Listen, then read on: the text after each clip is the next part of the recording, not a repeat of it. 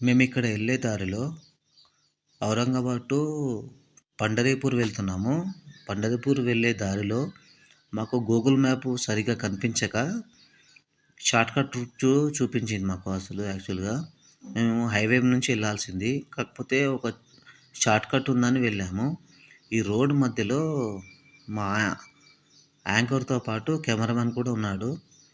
మేము ముగ్గురమే ఉన్నాం దీంట్లో. మధ్యలో ఏమైందంటే దొంగలు వెంటబడ్డారు. ఒక 2 ½ కిలోమీటర్స్ మమ్మల్ని చేజ్ చేశారు. అయినా మేము విండోస్ తీయలేదు. హ్మ్. తన పేరు అనూష. అనూష అని తనకు తెలుగు వచ్చు, హిందీ వచ్చు. ఆమెని చాలా భయపడ్డది ఆ అమ్మాయి పాపము. నేను డ్రైవ్ చేస్తున్నాను.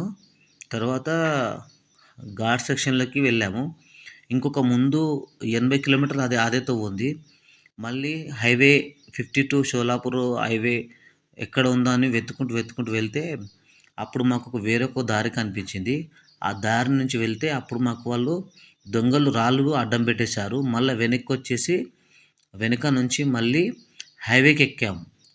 ఆ హైవేకి ఎక్కే దారిలో కూడా మాకు వచ్చేసి వాళ్ళు వెంట పడుతూనే ఉన్నారు కంటిన్యూగా.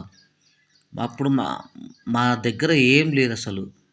అంటే మా దగ్గర ఆయుధాలేం లేవు. కంటిన్యూగా ఏ ఒక్క మనిషి కూడా కనిపించట్లేదు. మళ్ళీ మాకు వాళ్ళు ఇ ఇట్లా ఎదురుగా వస్తుంటే అప్పుడు మేము వేరే రూట్ వెతుక్కొని హైవే ఎక్కేసాము. హైవే ఎక్కేసిన తర్వాత హమ్మయ్య! అని ఊపిరి పీల్చుకున్నాము. ఆ రోజు మా ప్రాణాలు వెళ్ళిపోయేటియి. వాడు చూసాడా ఎంత ఫాస్ట్‌గా వస్తున్నాడో.